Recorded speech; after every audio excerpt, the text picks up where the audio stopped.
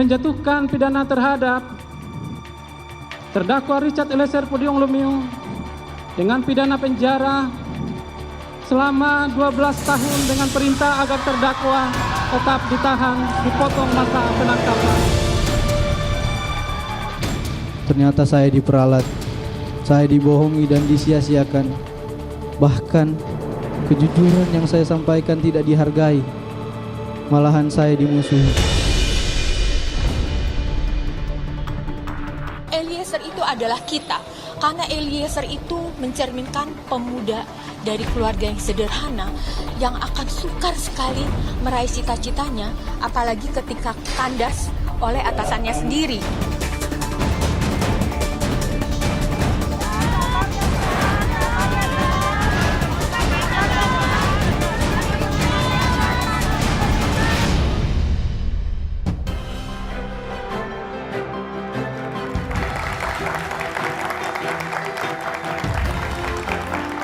Pekan depan, Majelis Hakim yang menangani perkara pembunuhan terhadap Yosua akan membacakan putusan.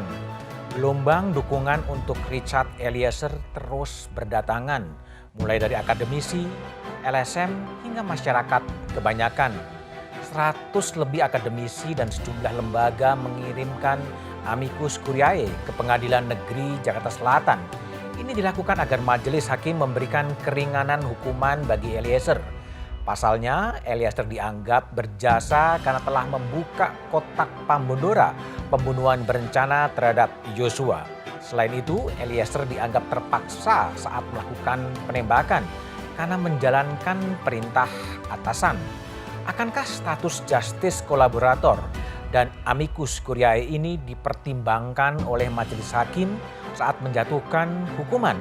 Ataukah akan diabaikan seperti yang dilakukan jaksa saat membuat surat tuntutan? Inilah Satu Meja The Forum.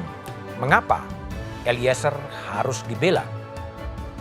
Kejujuran yang saya sampaikan tidak dihargai, malahan saya dimusuhi. Aliansi Akademi Indonesia mengirim amicus curiae atau opini hukum kepada Majelis Hakim Pengadilan Negeri Jakarta Selatan jelang vonis Richard Eliezer dalam perkara pembunuhan Brigadir Yosua. 122 akademisi beranggapan Eliezer merupakan pembuka kotak Pandora di tengah dahaga atas kejujuran dan kebenaran peradilan. Karena dia berada dalam relasi kuasa yang timpang, Eliezer itu adalah kita. Karena Eliezer itu mencerminkan pemuda dari keluarga yang sederhana yang akan sukar sekali meraih cita-citanya, apalagi ketika kandas oleh atasannya sendiri. Selain persoalan relasi kuasa yang timpang, ada 4 poin utama lain yang menjadi landasan 122 akademisi yang menyatakan sebagai sahabat pengadilan dan membela Richard Eliezer Pudium Lumiu. Selain dari 122 aliansi akademisi, Pengadilan Negeri Jakarta Selatan mengaku telah menerima opini atau pendapat hukum dari ICGR dan Pilnet. Nah, nanti tergantung majelis hakimnya, artinya akan bisa dipakai, bisa tidak, artinya tidak mengikat bagi pihak. Selama 12 tahun dengan perintah agar terdakwa tetap ditahan, dipotong masa penangkapan. Sebelumnya, tuntutan 12 tahun penjara untuk Eliezer dari Jaksa Penuntut Umum menimbulkan protes, termasuk peserta sidang yang hadir di Pengadilan Negeri Jakarta Selatan.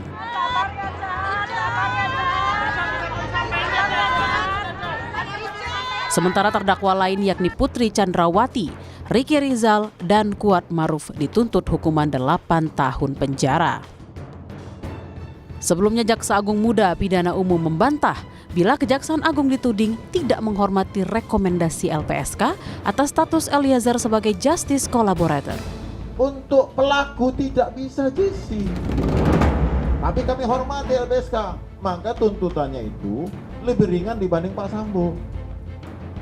Kalau mungkin LPSK nggak ada, nggak mungkin 12 tahun.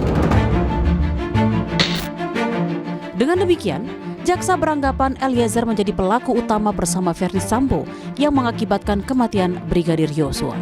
Haruskah Eliezer dibela agar mendapat keringanan hukuman dibandingkan 4 terdakwa lain? Vonis hakim menjadi pertaruhan atas integritas wakil Tuhan, mempertimbangkan peran justice kolaborator membuka kotak Pandora, skenario palsu Verdi Sambo di tengah desakan relasi kuasa yang timpang. Mengapa Eliezer harus dibela, itulah tema Satu Meja The Forum malam ini. Telah hadir di studio sejumlah narasumber. Dari ujung sebelah kanan ada Albert Aris, pakar hukum pidana dari Universitas Trisakti. Malam Albert. Di sebelah kanan saya ada Edwin Partogi Pasaribu, Wakil Ketua Lembaga Pelindungan Saksi dan Korban. Di sebelah kiri saya ada Trimedia Panjaitan, anggota DPR Komisi 3. Malam Bang Trimet. Dan di ujung ada Todung Mulya Lubis, inisiator dari Aliansi Akademisi Indonesia. Dan melalui sambungan Zoom ada Hakim Agung periode 2004-2013, Pak Joko Sarwoko. Malam Pak Joko. Selamat malam Mas Budiman. Oke, baik. Saya akan memulai diskusi dari Bang Todung Mulya Lubis. Ya. Betul, Anda menjadi salah satu inisiator bersama Prof. Sulistiawati Irianto untuk membuat surat sahabat pengadilan kepada Pengadilan Jakarta Selatan. Ya memang Profesor Sulis Irianto mengirimkan SMS kepada saya atau WA ya, dan saya langsung menyambut gagasan itu. Dan kemudian amicus curiae itu diluncurkan. Mengapa Bang Todung Mengapa? ikut menyambut? Ya ada beberapa hal tadi sudah disebutkan, tapi saya ingin menekankan bahwa posisi justice collaborator dalam kasus yang sangat pelik semacam ini posisi yang sangat kunci. Oke. Dan harus dibela. Tidak mungkin tidak dibela. Dan saya melihat inilah momentum emas buat kita untuk melakukan pencaharian terhadap keadilan substantif. Inilah momentum emas buat kita untuk melakukan reformasi hukum dalam tubuh institusi peradilan, dalam tubuh kepolisian dan yang lain-lain. Tapi yang lebih penting adalah kasus intinya seperti apa. Oke. Nah, apa yang dikatakan tadi sebagai relasi kuasa yang timpang, saya tidak bisa membayangkan seorang Eliezer dengan pangkat rendah di kepolisian bisa menolak satu perintah dalam situasi yang sangat mencekam, sangat tegang, ya, dan dia seperti tidak punya daya sama sekali. Dan inilah satu situasi yang saya tidak ingin mengatakan dan tidak ingin mempengaruhi majelis hakim, oh, dia mesti dibebaskan, tidak begitu. Tapi yang saya ingin katakan, coba bayangkan, imajinasikan keadaan yang sangat mencekam seperti ini, di mana dia tidak punya pilihan. Tapi pertanyaan saya gini Bang, kenapa kemudian, apa yang menyebabkan 122 orang profesor, doktor kemudian turun dan membuat surat? Apakah Rasa tidak cukup diwakili oleh... keadilan kita itu tersentuh, terkoyak-koyak, terinjak-injak dengan kasus ini. Terinjak-injak, terkoyak-koyak karena? Ya karena ya kita punya akal sehat. Akal sehat kita bisa melihat kasus posisinya seperti apa. Aktor utamanya seperti apa dan siapa yang diperdayakan. Oke. Siapa yang disalahgunakan. Siapa yang didikte, diperintahkan. Dan kedua, ya, kita melihat juga proses hukum yang terjadi dalam media-media yang ada sekarang ini, itu tidak sulit untuk kita menyimpulkan bahwa there is something wrong. Gitu. Something wrong di mana? Something wrong dengan tuntutan.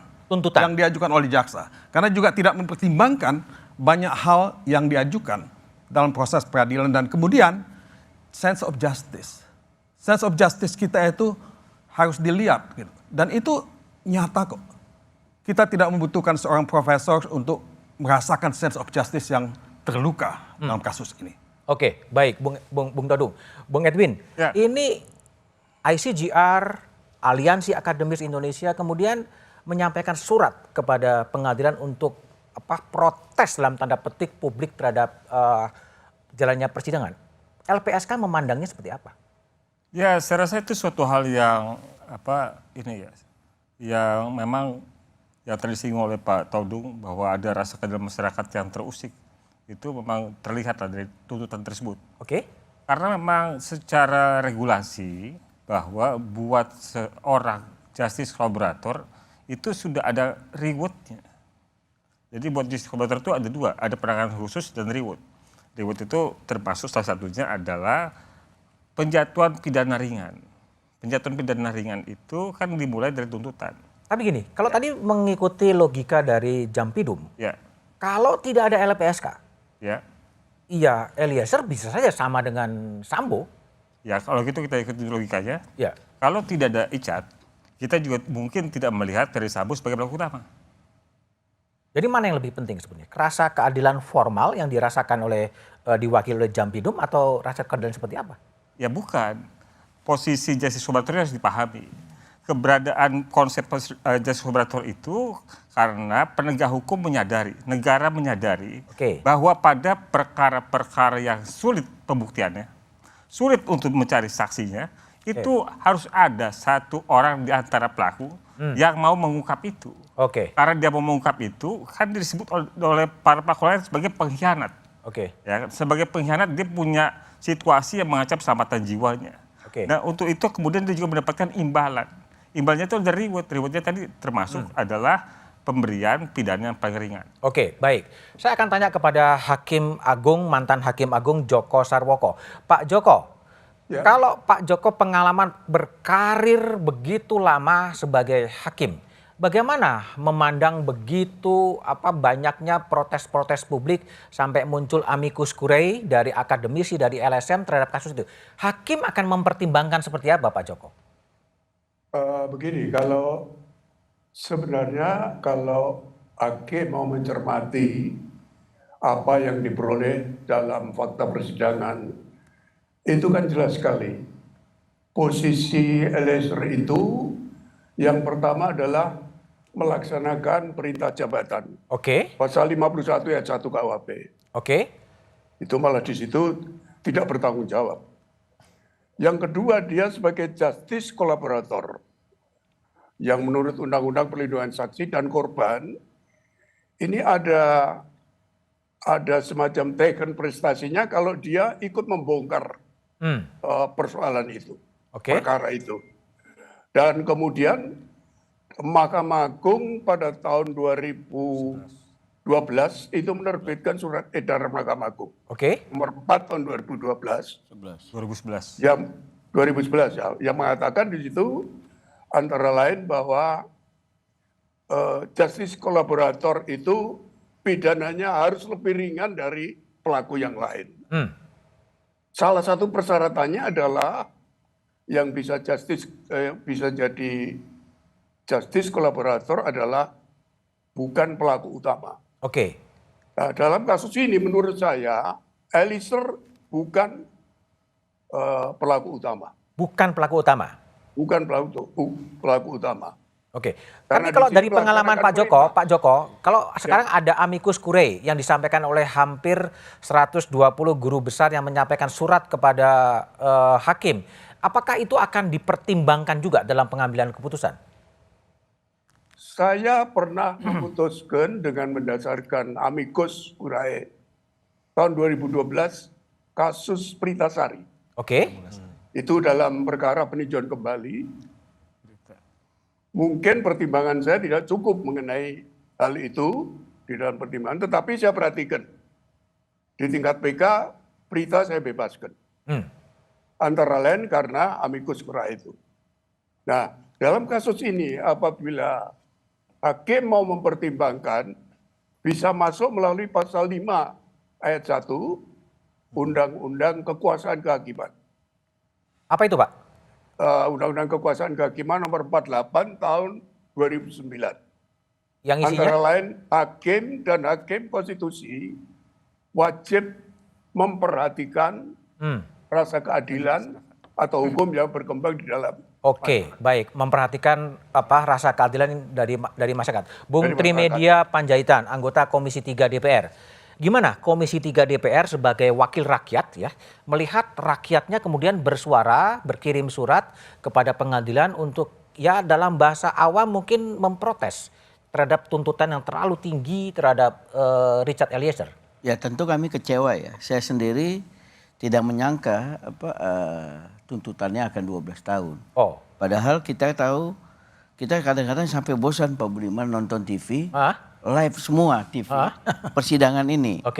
Dari mulai omongan yang bermutu sampai tidak bermutu kita dengar walaupun mungkin sekelabetan. Itu artinya apa? Sebenarnya kan kontrol dari masyarakat sudah cukup tinggi. Terhadap persidangan ini karena memang tahun 2022 kemarin inilah kasus paling besar ya, peristiwa pidana terbesar yang ada di negara kita dan inilah kasus terbesar yang menurut saya sangat mencoreng institusi Polri. Tapi Anda sebagai wakil rakyat melihat gerakan-gerakan rakyat. Makanya saya begitu lihat itu, saya coba hubungin para pejabat Kejaksaan Agung, jawabannya seperti yang jawaban Pak Fadil itu. Ya, artinya ini yang sering tidak ketemu Pak Todung Mulya Lubis ini dari mulai berjuang di LBH sampai menjadi dubes, kembali lagi. Selamat datang Bang di negara kita. Terima kasih. Sudah kembali dari Norway.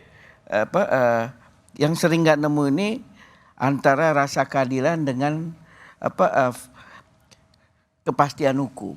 Apa yang disampaikan oleh Pak Joko tadi soal pelaku utama. Karena dianggap oleh kejaksaan bahwa Eliezer ini pelaku utama. Dan kemudian karena dia pelaku utama tidak bisa mendapatkan hal yang maksimal seperti kita harapkan itu.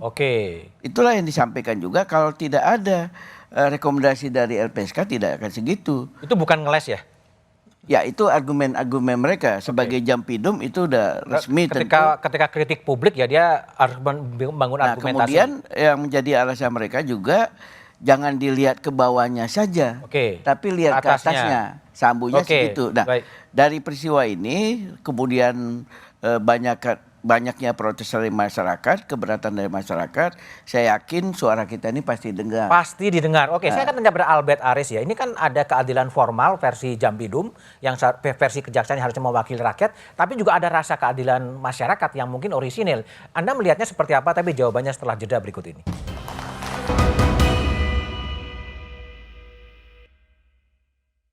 Kami juga mempertimbangkan LPSK. Kalau kita baca perma, pada JC itu tidak berlaku bagi pelaku. JC tidak berlaku bagi pelaku. Baca perma itu perma 4. Untuk pelaku tidak bisa JC. Pelaku utama. Ini supaya saya luruskan ini. Undang-undang nggak bisa. Tapi kami hormati LPSK. Maka tuntutannya itu lebih ringan dibanding Pak Sambo. Kalau mungkin LPSK nggak ada, nggak mungkin 12 tahun.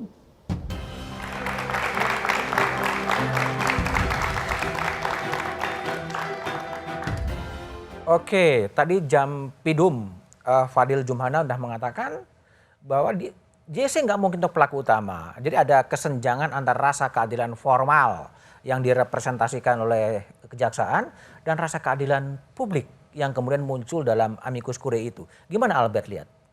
Iya, terima kasih Mas Budiman. Maaf suara saya agak serak hari ini ya. Jadi saya setuju sekali tadi apa yang dikatakan oleh mantan Hakim Agung Pak Joko Sarwoko, bahwa hakim wajib menggali, mengikuti dan memahami nilai-nilai hukum dan rasa keadilan di masyarakat. Jadi kalau boleh menyimpulkan, apa yang dilakukan oleh Bang Todung Mulya Lubis dalam melaksanakan amicus curiae, Friends of the Court, sahabat pengadilan, mungkin adalah cerminan paling jujur dari terusiknya rasa keadilan di masyarakat. Mas Budiman. Nah, kalau kita mau masuk lebih dalam ke substansi, jangan lupa bahwa jaksa penuntut umum mendakwa seluruh para terdakwa dengan pasal 55 ayat 1 ke 1 dan bukan pasal 55 ayat 1 ke 2. Artinya apa, Mas Budiman? Hanya ada 3 kemungkinan bentuk penyertaan yang ada dalam perkara ini. Yang pertama adalah orang yang melakukan, yang kedua adalah orang yang turut melakukan, dan yang ketiga adalah orang yang menyuruh melakukan atau Don Plehen. Dari referensi dan literatur hukum pidana yang saya miliki, Mas Budiman, orang yang disuruh melakukan itu hanya merupakan alat yang tidak memiliki niat, tidak memiliki kehendak, maka berlakulah asas Hensstraf Zonderschuld. Tiada pidana tanpa kesalahan, sebagaimana tadi disampaikan oleh Pak Joko Sarwoko. Betul perbuatannya terbukti membunuh, betul. Tapi ada alasan penghapus pidana berupa perintah jabatan atau Ambtelijk Bevel yang lahir karena relasi kuasa yang begitu kuat sehingga tidak memungkinkan seorang Richard Eliezer yang tadi notabene tadi sudah dijelaskan oleh Bang Edwin, backgroundnya Brimob, untuk menolak perintah dari seorang Ferdy Sambo. Baik. Kembali Edwin, tadi clear sekali dari Jampidum mengatakan nggak bisa Richard menjadi justice collaborator adalah dia karena pelaku utama gitu loh. Jadi pertimbangan LPSK itu sebenarnya apa? Ya, saya khawatir Jampidum malah tidak baca tuntutan ya. Tidak baca tuntutan? Iya. Dan kalau kita mendengar tuntutan itu tidak ada penyebutan Eliezer sebagai pelaku utama. Bahkan ketika replik itu saya melihat 2 hal. Ada revisi di situ, ada klarifikasi di situ. Revisinya adalah bahwa dalam replik itu baru disebutkan adanya surat LPSK. surat rekomendasi LPSK untuk pemberian penghargaan kepada... Itu direplik? Ya direplik. Oke. Tetapi di tuntutan tidak ada. Tidak ada? Tidak ada. Ada perubahan posisi? Itu saya bilang sebagai perubahan, sebagai revisinya. Oke. Pertama disampaikan bahwa di replik itu ada surat rekomendasi LPSK untuk pemberian penghargaan Richard Eliezer sebagai justice collaborator. Kedua, di dalam replik itu baru juga disebutkan bahwa mereka mempertimbangkan pasal 10A ayat 3 dan penjelasannya tentang peringanan penjatuhan pidana buat justice collaborator, yaitu percobaan, kemudian pidana khusus, dan pidana pengeringan. Nah, yang tambahan yang lain dari saya sampaikan bahwa replik itu juga klarifikasi, karena dalam replik itu dijelaskan, disebutkan tegas bahwa pelaku utama adalah Ferry Sambo. Oke. Kemudian di dalam replik tidak disebutkan atau diakui bahwa Richard adalah justice collaborator, tidak dipersoalkan soal dia pelaku pembunuhan berencana, tidak disebutkan soal syarat harus penetapan dari pengadilan. Jadi apa yang disampaikan oleh Pak Jampidum itu di replik itu tidak bunyi. Tidak bunyi? Tidak bunyi. Berubah? Berubah. Tapi tuntutannya nggak berubah? Tuntutan tidak berubah, tetapi kemudian kan kita melihat bahwa bagaimana ada kesan gamang jaksa. Dilema yuridis tadi ya? Dilema yuridis. Oke. Ya, sebenarnya juga suatu hal yang sebenarnya kurang pas ya. Kurang pas? Kurang pas karena jaksa adalah tim pemerintah dalam pembahasan Undang-Undang 31 2014 yang membahas tentang justice collaborator. Jadi Menkumham, jaksa, Polri, LPSK adalah tim pemerintah pembahasan itu. Oke. Kemudian kalau bicara soal kajian itu sejak zaman Joko Sarwoko ketika di MA sejak tahun 2011 kajian itu sudah ada dan keringanan penjatuhan pidana yang ada di Undang-Undang 31 2014 itu mengadopsi dari SEMA 4 2011. Oke, Pak Joko Sarwoko. Jadi tadi Bung Edwin menyebut-nyebut bahwa Pak Joko termasuk yang ikut merancang justice collaborator. Kalau menurut Pak Joko dalam posisi yang seperti sekarang ya, pada satu sisi memang Richard itu menembak, tapi pada sisi lain dia memang yang membongkar kasus itu. Tanpa Richard kasus ini tidak terbongkar. Ini kalau tanpa mengintervensi hukuman dari kemandirian hakim. Kalau menurut Pak Joko ini jadi gimana sebetulnya vonis dari hakim itu? Ya justru dua-duanya dapat dijadikan alasan. Yang pertama kan dia melaksanakan perintah jabatan. Melaksanakan perintah jabatan, oke. Yang tidak bisa ditolak. Maka menurut pasal 51 KUHP ini kan perkara pembunuhan berencana kan pidum, tidak pidana umum. Oke. Jadi bisa diterapkan pasal 51 ayat 1. Nah di situ kan malah tidak bertanggung jawab, tidak bisa diminta pertanggungjawaban pidana. Tidak bisa dimintai pertanggungjawaban artinya apa, Pak? Karena tanggung jawabnya adalah orang yang memerintahkan. Ya. Dan itu kalau tidak salah dengar, Sambo berulang kali mengatakan bahwa itu semua tanggung jawab saya. Dan begitu dia mengatakan. Lalu alasan yang kedua untuk meringankan itu adalah sebagai whistleblower tadi atau sebagai pengungkap fakta, justice collaborator. Oke, itu artinya bisa memperingan hukuman terhadap Richard Eliezer. Bahkan sebenarnya malah bisa membebaskan. Bisa membebaskan. Kalau hakimnya mau, ya. Kalau hakimnya mau itu bisa membebaskan. Oke, ya. Bung Trimet, ini kan baru nih justice collaborator ya. Dalam kasana hukum memang ya dulu hampir tidak pernah ada. Nah, DPR melihatnya seperti apa sih soal posisi justice collaborator, penguak fakta yang sekarang menjadi kontroversi sebetulnya? Itu cuman kosakata yang suka kita sampaikan aja. Kosakata? Tapi saya melihatnya belum didalami betul oleh para penegak hukum kita. Ya buktinya kejadian seperti ini. Padahal kalau sejak awal juga ada koordinasi, saya kira termasuk LPSK ya kepada kejaksaan bagaimana mengawal kasus Sambo ini tidak akan terjadi seperti ini. Karena seperti kita dengar saja Pak Jampidum dengan tegas menyampaikan seperti itu dan mengutip SEMA nomor 4 2011 itu secara letterlek seperti itu. Yang salah siapa sih sebetulnya nih? Salah baca, salah tafsir. Soal orang hukum selalu berpikir soal dasar hukum. Seringkali menomorduakan rasa keadilan masyarakat. Oke. Itu aja yang tidak nemu soal kasus ini.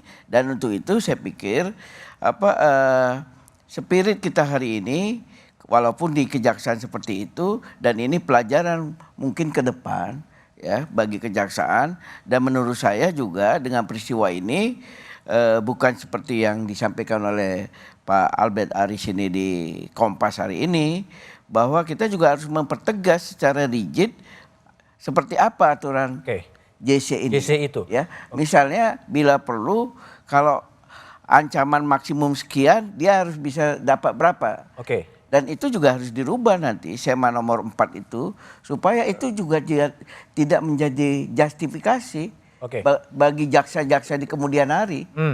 Karena tadi udah jelas Pak Jampidum dasarnya SEMA nomor 4 itu. Karena di situ memang disampaikan pelaku utama. Pelaku utama. Walaupun saya tidak kurang ada sependapat dengan Pak Edwin ini, karena yang kami tahu ya kejaksaan itu konsen sekali dengan kasus ini. Kalau sampai disampaikan tidak membaca tuntutan, mereka bolak-balik itu tuntutan. Baca tuntutan.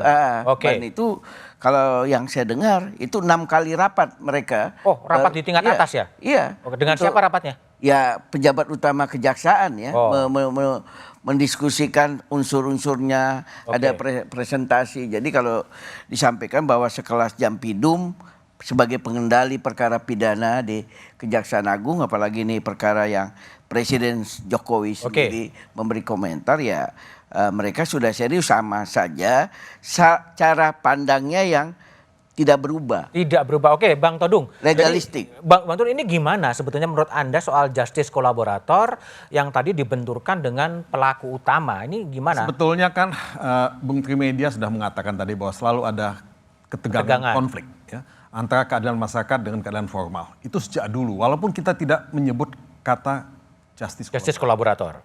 Ya, tapi pada intinya sama sebetulnya. Dan kita yang membaca literatur hukum di seluruh dunia ini tahu ada justice kolaborator ini. Jadi itu nonsens kalau kita tidak memahami konsep itu. Jadi menurut saya inilah momentum yang bagus sekali untuk mengukuhkan kembali posisi justice kolaborator, karena dari dulu banyak kebuntuan dalam mencari keadilan. Banyak ketidakpuasan dalam mendapatkan keadilan. Sampai LPSK dilahirkan. Nah, LPSK itu dilahirkan adalah buah reformasi di mana kita ingin keadilan substantif itu dilahirkan oleh pengadilan, dimengerti oleh pihak kejaksaan dalam proses tuntutan yang mereka lakukan. Nah, ini yang tidak terjadi, dan alhamdulillah LPSK lahir dan mulai melakukan satu upaya-upaya untuk membongkar kebuntuan itu dan ya mengangkat apa yang disebut justice kolaborator. Oke, baik. LPSK lahir ya untuk kemudian tadi memberikan perlindungan pada Richard sebagai justice kolaborator. Bung Edwin kan kira-kira begitu. Tapi de facto faktanya dalam panggung pengadilan kan LPSK iya disebut tapi nggak berpengaruh, tuh tuntutannya tetap tinggi. Tapi jawaban Anda setelah jeda berikut ini.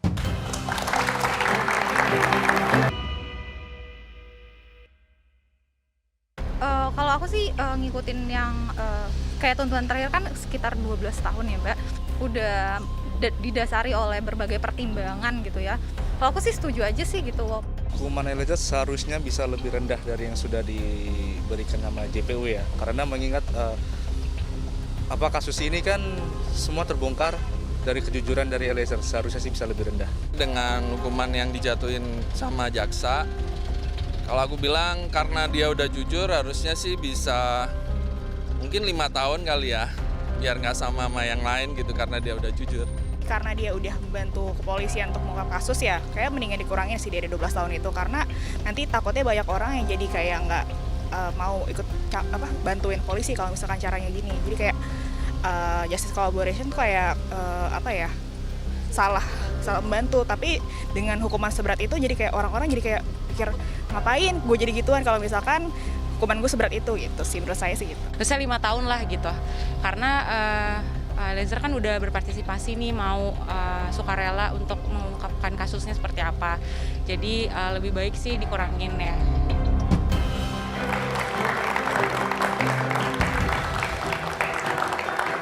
Oke, kembali ke Edwin dari LPSK. sudah berkirim surat kepada jaksa penuntut umum untuk mengurangi dalam kasus Eliezer, tapi tidak dihiraukan, tetap 12 tahun pada saat replik disampaikan. Apa yang akan dikerjakan lagi oleh LPSK untuk memperjuangkan status Eliezer sebagai justice kolaborator? Ya, pertama saya ingin sampaikan dulu Mas Bambang. Pertama, bahwa kami di bulan Desember itu diminta oleh JPU untuk segera menyampaikan surat kami kepada jaksa. Udah disampaikan? Sudah disampaikan karena mereka pertama karena meminta untuk sebagai bahan rentut. Oh, mereka yang minta? Minta ya, mereka minta. Kemudian pada 11 Januari kami sampaikan kembali. Karena sebenarnya kalau dalam peraturan LPSK-nya itu kita harus tunggu sampai keterangan dia sebagai terdakwa. Supaya sempurna di keterangan dia sebagai saksi sebagai terdakwa seperti apa konsistensi itu terjaga atau tidak. Nah, kemudian baru kami terbitkan surat tanggal 11 Januari untuk menyampaikan secara khusus juga rekomendasi penghargaan Richard sebagai justice collaborator. Nah, kalau mendengar tadi yang katakan oleh Pak Jampidum, kan Pak Jampidum bilang bahwa ini karena dengan mempertimbangkan rekomendasi dari LPSK, maka jadi 12. Tapi ada yang mungkin silap di situ. Begini Mas Budiman, bahwa dalam undang-undang itu surat rekomendasi LPSK itu tidak untuk dipertimbangkan jaksa, tapi hanya untuk dimuat di dalam tuntutan. Ya, dimuat buat apa kalau dipertimbangin? Nanti bagian pertimbangannya di bagian penjelasan dijelaskan Mas Bambang, Mas Budiman. Di bagian penjelasan dijelaskan hakim memperhatikan dengan sungguh-sungguh rekomendasi LPSK yang dimuat di dalam tuntutan. Artinya itu untuk bahan pertimbangan hakim, bukan bahan pertimbangannya hakim. jaksa. Jadi kalau tetap 12 tahun nggak masalah, kira-kira begitu ya? Tidak, karena itu juga tidak sesuai dengan reward yang harusnya diberikan. Coba kita tanya pada Pak Joko Sarwoko. Pak Joko, ini banyak kontroversi. Pertanyaan saya pertama, Pak Joko sebagai sesama hakim, apakah hakim pengadilan Jakarta akan bersikap independen terhadap berbagai pro kontra yang ada di masyarakat? Seharusnya independen, seharusnya ya. Seharusnya? Seharusnya ya. Berbagai operasi-operasi yang dikatakan Pak Mahfud mengatakan ada operasi senyap, operasi bawah tangan, apakah itu juga kemudian tidak mempengaruhi independensi dari hakim? Seharusnya diabaikan oleh para hakim majelis. Dalam pengalaman Pak Joko pernah juga terjadi berbagai intervensi yang terjadi? Iya, pernah saya. Oh, jadi bukan tidak mungkin juga intervensi terjadi? Setelah saya tidak kuat, saya mengundurkan diri. Oh, pernah mengundurkan diri karena intervensi kuat. Seperti apa sih Pak Joko intervensinya? Waktu itu rumah saya didatangi ketika saya menangani kasusnya Tommy Soeharto? Ya, waktu menembak hakim agung. Ya, itu kan saya sering didatangi oleh ajudan mereka, disuruh saya mau dijemput. Pagi-pagi mau ke kantor didatangi lagi. Nah, sopir saya pun pernah diundang ke rumahnya. Nah, setelah itu kan saya lebih bagus mengundurkan diri. Mengundurkan diri sebagai hakim? Sebagai majelis. Sebagai majelis hakim? Anggota majelis hakim. Artinya kalau itu bisa terjadi pada era Pak Joko Sarwoko, bukan tidak mungkin terjadi juga tekanan-tekanan serupa kepada majelis hakim yang menangani kasus Sambo sekarang? Ya, itu bisa mungkin terjadi juga. Tetapi mudah-mudahan dengan pengalamannya yang sudah cukup panjang, dia bisa menghindar dari itu. Bisa menghindar. Tapi kalau Pak Joko katakanlah menjadi ketua majelis hakim atau menjadi salah seorang di anggota majelis hakim dalam kasusnya Richard, antara justice kolaborator dan pelaku penembakan, ini mempertimbangannya gimana Pak Joko? Ya, kalau Eliezer itu kan sebenarnya memang pelaku, tapi bukan pelaku utama. Bukan pelaku utama, terus? Ya, Eliezer adalah pelaku penyertaan. Pelaku penyertaan, artinya apapun yang dilakukan oleh Eliezer itu lalu menjadi perbuatan itu utuh dan selesai. Lengkap dan selesai. Nah, pelaku utamanya adalah intellectual brother itu. Yaitu FS ya. Dan dia sudah berulang kali mengatakan semua tanggung jawab saya. Semua tanggung jawab saya, Artinya Eliezer bisa lepas karena itu tanggung jawab sudah diambil oleh Freddy Sambo. Ya, kalau selain memperhatikan legal justice, maka hakim juga harus memperhatikan social justice. Social justice, Pak Joko. Bung Todung. Hal ini harus diutamakan. Bung Todung. Jadi kalau menurut aliansi, apa sih sebetulnya hukuman yang paling pas untuk Richard? Kan di suratnya itu kan mengatakan Eliezer adalah kita, sehingga harapannya untuk peradaban hukum yang lebih baik diberikan hukuman yang seringan-ringannya tanpa bermaksud untuk mengintervensi domain dari Majelis Hakim Pengadilan Negeri Jakarta Selatan. Dalam amicus curiae memang dikatakan seperti itu, Bung Budiman. Tapi saya cenderung lebih setuju kepada Pak Joko sebetulnya. Karena dia melaksanakan perintah jabatan dan dia berada dalam satu kondisi yang sangat tidak mungkin untuk menolak di bawah tekanan Platuks, ya, yang setiap saat bisa ditembakkan. Dia seharusnya tidak dihukum. Tidak dihukum. Ini menurut bacaan saya, ya, bacaan saya. Tapi dalam amicus curiae memang kita menyerahkan kepada majelis hakim dan meminta untuk dijatuhkan hukuman yang lebih ringan. Ya. Ini pertimbangan yang realistis karena kita tahu bahwa hakim itu dalam posisi yang sulit. Sulit. Ya, dalam posisi yang sulit. Tadi kalau kita bicara mengenai intervensi terhadap majelis hakim, katakanlah tidak ada telepon. Katakanlah tidak ada orang yang dikirim ke sana seperti yang dihadapkan pada Pak Joko Sarwoko. Hakim ini kan membaca media. Hakim ini dengar YouTube. Hakim ini juga punya sosial media, punya WhatsApp. Itu kan semua ada intervensi di sana. Ya. Jadi hakim ini setengah dewa gitu. Kita berharap kepada hakim yang setengah dewa ini untuk betul-betul kuat menghadapi semua tekanan yang tidak mungkin dihilangkan sama sekali dalam sistem yang seperti apapun. Oke, baik. Bung Albert, tadi Pak Joko mengatakan ini adalah perintah jabatan. Kalau menurut analisis Anda sebagai ahli hukum pidana, apakah memang pantas diterapkan pada Richard bahwa dia hanya sekedar menjalankan perintah dari atasannya meskipun ada Ricky Rizal yang berani menolak? Ya, yang pertama tadi menarik sekali Mas Budiman tadi terkait dengan orang yang disuruh melakukan itu tidak memiliki niat kan, maka berlakulah asas qui mandat ipse fecisse videtur. Siapa yang memerintah, dia bertanggung jawab. Dianggap telah melakukannya sendiri. Dan yang menarik Mas Budiman, dalam nota pembelaan penasihat hukum, seingat saya, penasihat hukum Richard Eliezer tidak pernah meminta putusan bebas. Tetapi meminta putusan lepas atau onslaught van alle revolving. Artinya apa? Menurut penasihat hukum betul terbukti Richard melakukan pembunuhan, tetapi karena ada perintah jabatan tadi, itu maka sifat melawan hukum atau elemen melawan hukumnya menjadi hilang. Karena ada perintah jabatan dari seorang yang memiliki otoritas atau bevoegdhezag. Nah, maka dari itu Mas Budiman, saya berulang kali mengatakan, kalau ada keraguan-raguan, apakah seorang Richard Eliezer kuasa untuk menolak perintah perintah Ferdy Sambo, maka kita bisa melihat dari sisi kesalahan psikologisnya tadi yang sudah dijabarkan oleh Bang Todung Mulya Lubis. Ada beda 18 pangkat, background Eliezer sebagai paramiliter dan juga pemberi perintah ini adalah polisi. Sehingga dari sisi kesalahan psikologis sebagaimana diterangkan oleh Romo Magnis, Reza Indragiri dan Mbak Lisa, itu seorang Richard Eliezer berada dalam tekanan yang tidak memungkinkan dia menolak perintah tersebut. Meskipun Ricky bisa menolak. Iya. Tekanan ini bukan pasal 48 mengenai daya paksa, tetapi ada contrante morale yang lahir dari chain of command atau perintah jabatan yang sedemikian rupa tadi. Oke, baik, saya akan tanya kepada Trimat. Kira-kira ini kalau menurut Anda akan jadi seperti apa vonis yang pada sisi lain memenuhi kepastian hukum, tapi pada sisi lain memenuhi social justice. Tapi jawabannya setelah jeda berikut ini.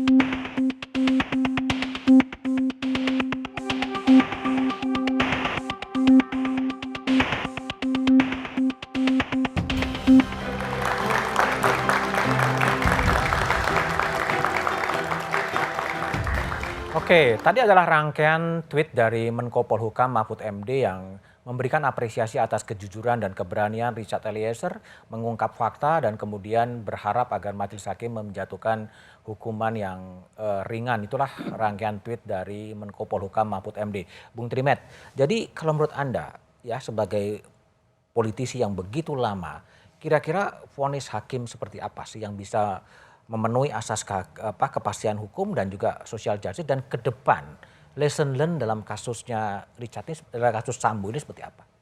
Pertama, kita berharap peristiwa ini dan banyak kemudian diperbincangkan semakin dekat antara kepastian hukum dan rasa keadilan masyarakat. Jadi kita juga berharap para penegak hukum kita jangan hanya berpikir legalistik. Legalistik. Tapi berpikir juga bagaimana rasa keadilan masyarakat. Semua juga orang tahu kalau Eliezer tidak mengungkapkan seperti itu, ya Sambo juga tidak jadi terdakwa. Itu juga harus sebuah fakta yang juga harus diakui.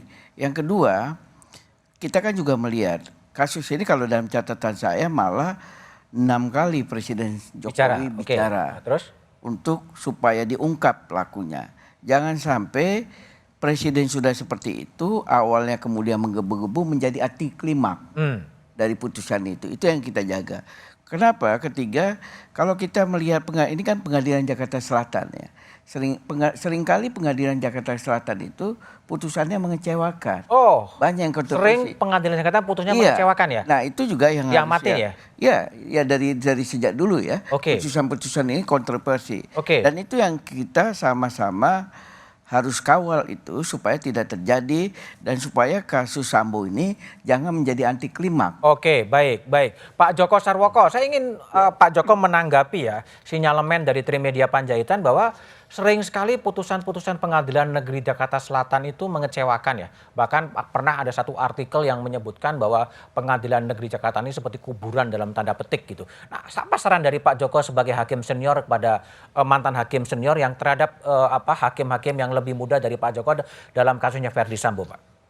Ya, memang dulu Pengadilan Jakarta Selatan terkenal seperti itu dan salah satu pengadilan yang ada lebih dari 1 kali kena OTT, antara lain Pengadilan Jakarta Selatan.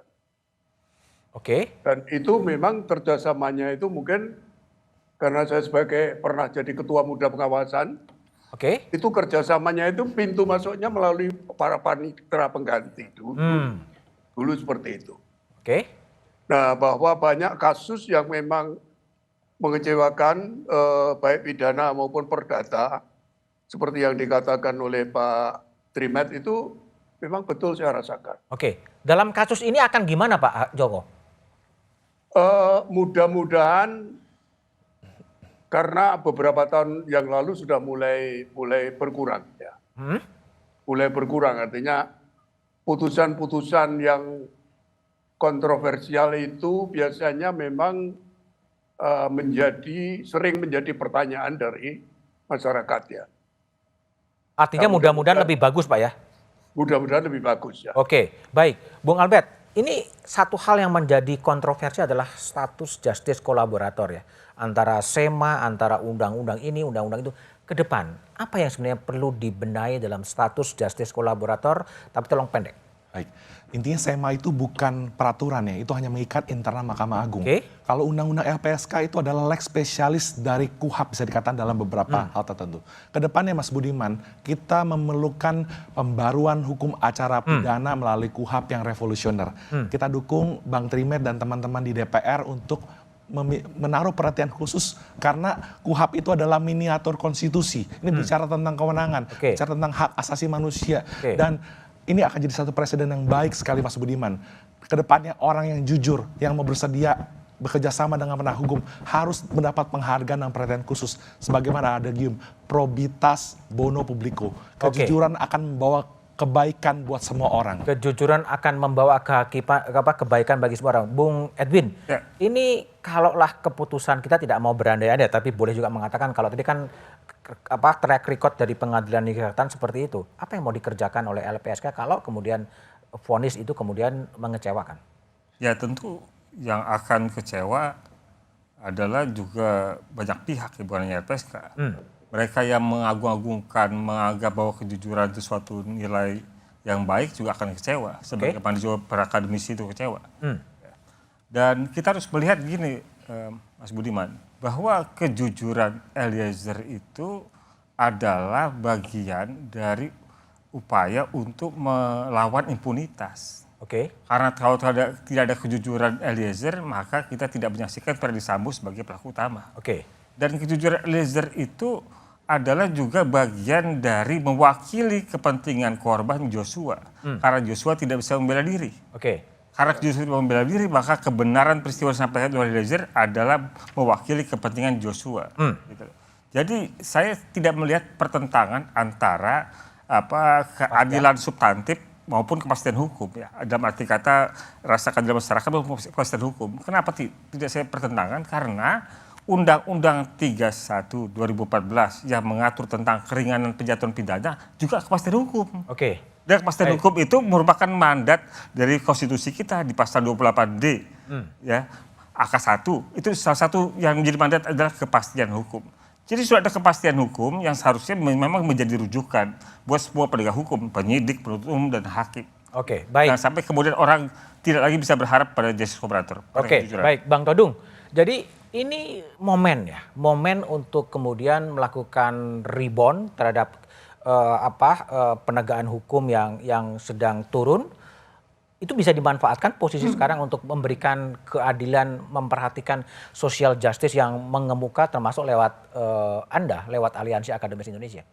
Ya, sebagai akademisi, concern kita sangat banyak terhadap mandeknya reformasi hukum di Indonesia ini. Nah, tadi Pak Joko Sarwoko sudah mengatakan, ada OTT terhadap hakim-hakim. Kemudian juga banyak kasus di kepolisian, kejaksaan. Dan saya juga menyebut di dunia advokat sebetulnya. Nah, ini momentum untuk melakukan reformasi hukum jilid 2. Kalau reformasi tahun 1998 itu membawa kita pada satu situasi pembaharuan hukum yang kita anggap ya mutlak mesti dilakukan, sekaranglah waktunya untuk melakukan reformasi di tubuh kejaksaan, di tubuh pengadilan, di tubuh kepolisian, dan di tubuh yang lain. Sehingga kalau kita bicara tentang kasus ya yang menyangkut Eliezer ini, kita tidak dihadapkan pada konflik ketegangan yang unnecessary. Ini banyak hal-hal yang sebetulnya bisa kita hindarkan kalau kita tahu peran kita dan kita bisa menjaga, membentengi diri kita dari intervensi, dari segala macam campur tangan yang Jadi butuh pengawalan secara bersama-sama. Ya. Oke, baik Bang Todung, Bang Trimet, Bung Edwin, Bung Albert, dan Pak Joko Sarwoko telah bergabung di satu meja The Forum. Ya, terima kasih. Richard Eliezer bukan hanya sebuah nama. Ia telah menjelma menjadi martir. Martir yang mengubah fase gelap menjadi lebih terang. Martir yang mempertaruhkan hidupnya untuk memperjuangkan kejujuran di atas kebohongan. Ia jujur mengaku menembak, namun tiada motif apapun dari Eliezer menembak Yosua. Selain sikap setia pada sang jenderal dengan menjalankan perintah sang jenderal. Pembelaan publik bukan pada Eliezer, bukanlah pembelaan pada seorang eksekutor sebagaimana dikonstruksikan jaksa. Pembelaan publik pada Eliezer adalah perjuangan sebuah nilai, nilai kejujuran, nilai kebenaran yang justru kian langka di Republik ini. Ketika nilai kejujuran dan kebenaran dicampakkan, rindu negeri atas keadilan bakal kian dalam. Demikian satu meja The Forum malam ini, sampai jumpa pekan depan. Selamat malam dan terima kasih.